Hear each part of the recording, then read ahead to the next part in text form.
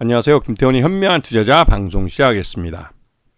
본 영상에서 다루는 내용은 투자 권유가 아니며 각 개인의 투자 판단에 대한 책임을 지지 않습니다. 별도 SNS 채널 가입을 유도하거나 투자 권유 및 유료 리딩 서비스를 홍보하는 불법 사칭 계정에 유의하시기 바랍니다. 자, 오늘은 네이버에 대해서 좀 말씀을 드리겠는데요. 네이버는 대표적인 우리나라 플랫폼 기업입니다.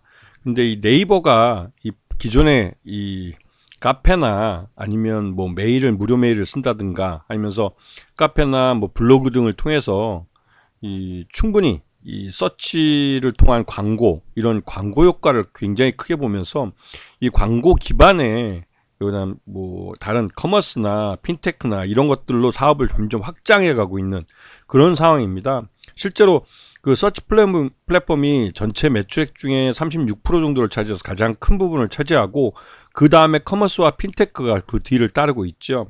콘텐츠도 한 16% 정도 차지하면서 특히 콘텐츠 중에 이 만화, 웹툰 같은 경우는 뉴욕 시장에 상장도 하기도 했습니다. 그러면서 나름대로 실적을 내고 있는 그런 모습을 보여주고 있는데요. 이 네이버 같은 경우는 대표적인 이 플랫폼 기업으로 이 네이버라는 그 인터넷 포털이라는 이런 플랫폼을 갖고 이 여기에 모여 있는 개인들을 이용해서 다양한 사업들을 하고 있습니다. 그리고 여기에 이제 인공지능 AI 기술을 접목을 시키려고 노력을 하고 있죠. 이것 때문에 연간 R&D 비용을 한 5천억 정도 쏟아붓고 있는 것으로 알려져 있습니다. 그러면서 이제 지난해 그 나름대로 이제 실적을 좀 괜찮게 낸 걸로 알려져 있는데요. 일단 뭐 3분기까지 실적을 놓고 보면 매출액이 한 7조 8천억대로 굉장히 많이 늘었죠. 재작년에 그 7조 1,300억 정도 매출을 했었는데 거기에 비해서 7조 8,520억이니까 꽤 크게 매출 외형이 늘어나는 모습을 볼 수가 있습니다. 그다음 영업이익도 1조 4,300억, 이 매출 외형도 영업이익도 수익률도 굉장히 나아졌고, 분기순이익도 1조 4,179억으로 그 재작년에 6,865억보다는 거의 더블이 나는 그 정도로 이제 실적 호전을 보여주고 있습니다. 그만큼 이제 이 R&D에 대한 이 투자가 어느 정도 마무리되면서 이 기존의 인공지능 AI에 대한 투자가 이제는 수익 단계로 넘어서고 있기 때문에 확실히 이 2025년부터는 네이버도 실적이 꽤 점프업을 할 가능성이 큰 그런 시기이기도 합니다. 그만큼 이제 R&D에 대한 지출이 줄어들기 때문에 그렇죠. 최대주주와 특수관계인을 보면 국민연금공단이 보유하고 있는 지분은 이제 없고요. 국민연금기금 쪽에서 최대주주 9.3%, 그러니까 이게 지분 기말로는 8.24%로 일부 지분을 매도하면서 지분이 8.24%로 줄었죠. 그리고 지금 블랙럭이라고 외국계 펀드가 5.05%를 갖고 있는데, 이 블랙럭 같은 경우는 투자 목적으로 지분을 인수한 거기 때문에 언제든지 매도를 할 수가 있습니다. 그래서 전체적으로 네이버 같은 경우는 소액주들이 한 75.61%인데요. 이 주인이 없는 그 주식으로, 그러니까 종목으로 알려져 있지만 나름대로 이제 개인들에게 그 분산되어 있는 그런 지분들이 있습니다. 자, 그리고 지금 아까 말씀드린 블랙럭이라는 회사가 지난해 연말 12월 11일 날 지분 공시를 했는데 그게 5.03%에서 6.05%로 오히려 이 보유 지분이 늘었습니다.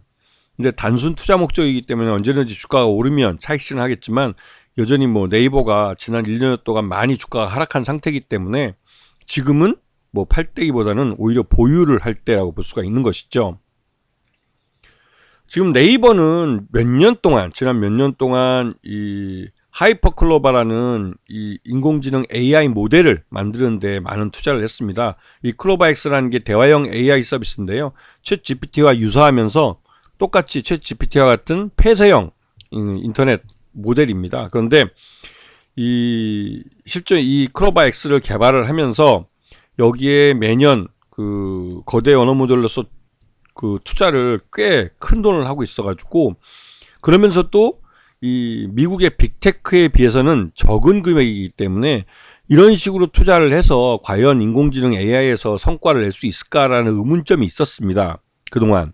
그런데 요번에 미국에서 중국의 딥서치라는 AI 스타트업이 말 그대로 적은 금액에, 그것도 H800이라는 엔비디아의 좀 저사양 그 AI 그 가속기를 갖고 그 오픈 AI만큼의 성과를 낼 수 있는 AI 모델 R1을 공개를 했습니다. 이거는 미국 증시에도 큰 충격을 줬지만 이 반도체나 이런 쪽으로 연결되어 있는 우리나라 기업들에게도 굉장히 큰 충격을 줬죠. 특히나 엔비디아 같은 경우는 지금 미국의 빅테크가 개발하고 있는 그 A100이나 뭐 H100 같은 그 하이엔드 AI 그 가속기들을 갖고 오픈 AI가 이 그 생성형 AI 서비스를 만들어냈지만 여기에 비해서 이 중국의 딥서치라는 회사는 그 H800이라는 중국 수출용 저사양 그 AI 가속기를 갖고 오픈 AI만큼의 퍼포먼스를 내는 AI 모델을 만들어낸 겁니다. 이거는 거기에 투입된 자금도 거의 한 18분의 1 정도로 저렴하기 때문에 가성비가 좋은 AI 모델이라고 할 수 있는데, 이 중국의 딥서치의 이런 쇼크는 그 반대로 이 네이버의 생성형 인공지능 AI 하이퍼클로바 X의 성공 가능성을 또 반대적으로 말해주는 것이죠. 왜냐하면 이 네이버도 나름대로 그 네이버 차원에서는 연간 한 5천억 정도의 소프트웨어에 대한 투자를 계속 해왔기 때문에 R&D 비용이 좀 크다고 할 수 있는 그런 그 회사였는데, 하지만 이제 빅테크에 비해서는 세 발의 피기 때문에 과연 저 정도 투자해서 될까라는 의심을 받아왔었습니다. 하지만 요번에 중국의 그 딥서치의 이러한 그 결과물을 놓고 보면 하이퍼클로바 X도 그 오픈소스 기반의 이런 AI 모델들과 비교했을 때는 결코 뒤지지 않는 성능을 내고 있기 때문에 이 하이퍼클로바 X의 성능에 대해서 또 그만큼 투자 대비 아웃풋에 대해서 긍정하는 목소리들이 많아지고 있는 것이죠. 그래서 지금 네이버는 자체적으로 개발한 클로바 X를 다양한 이 검색과 커머스와 광고와 콘텐츠 지도 같은 곳에 이 접목을 시키려고 노력을 하고 있습니다. 그렇게 하면 이 기존의 AI에 투자된 돈을 회수할 수 있을 뿐만 아니라 더 나은 서비스로 고객들을 잡을 수가 있는 것이죠. 그래서 지금 네이버가 하고 있는 모든 사업 분야에 지금 하이퍼클로바 X가 적용이 되기 시작했습니다. 이게 이제 올해부터 적용되는 첫 해이기도 하죠. 그래서 올해부터는 하이퍼클로바 X가 돈을 버는 기술이 되는 겁니다. 그래서 지금 이제 클로바 X에 연동되는 회사들 보면 뭐 야놀자니 뭐 이름만 들어보면 알 수 있는 배달의 민족이니 커리니 이런 업체들도 클로바 X에 연동돼서 지금 그 어떠한 사업을 하려고 논의를 하고 있고, SK CNC 같은 대기업도 뭐 은행, 증권, 카드 같은 맞춤형 초거대 AI 서비스를 이제 개발을 하는데 협력하자고 같이 하고 있고, 소카도 마찬가지고요. 한국학컴퓨터도 하이퍼클로바 X를 적용해서 그 한컴독스 AI의 베타 버전을 개발을 하고 있습니다. 그 다음에 스마일웨이트 같은 게임 회사도 마찬가지고요. 그리고 뭐 다양한 업체들이 이 하이퍼클로바 X의 이 언어 모델을 이용해서 이런 인공지능 AI 서비스를 만들려고 노력하고 있는 그런 상황입니다. 이 말뜻은 이제 네이버가 인공지능 AI에 대한 투자금들을 회수할 수 있는 시기가 도래했다는 것이죠. 그러한 자신감은 실적이 증가하는 것에 대해서 말 그대로 주주환원을 늘려가는 이 자사주 취득과 소각에 대한 공시에서 나올 수 있습니다. 벌써 이제 여러 차례 주식 소각하면서 이 전체적인 주식 수를 줄이고 있는데요.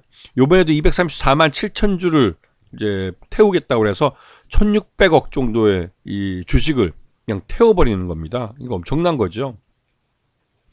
그래서 네이버 같은 경우는 지금 현재 이 지난 연말에 지난 하반기죠. 지난 하반기 8월 5일 날 15만 1,100원을 바닥 가격으로 찍고 그 이후로 하반기 들어서 꾸준히 주가가 상승세를 나타내서 지난 12월 10일 날 22만 원을 최고가로 찍었습니다.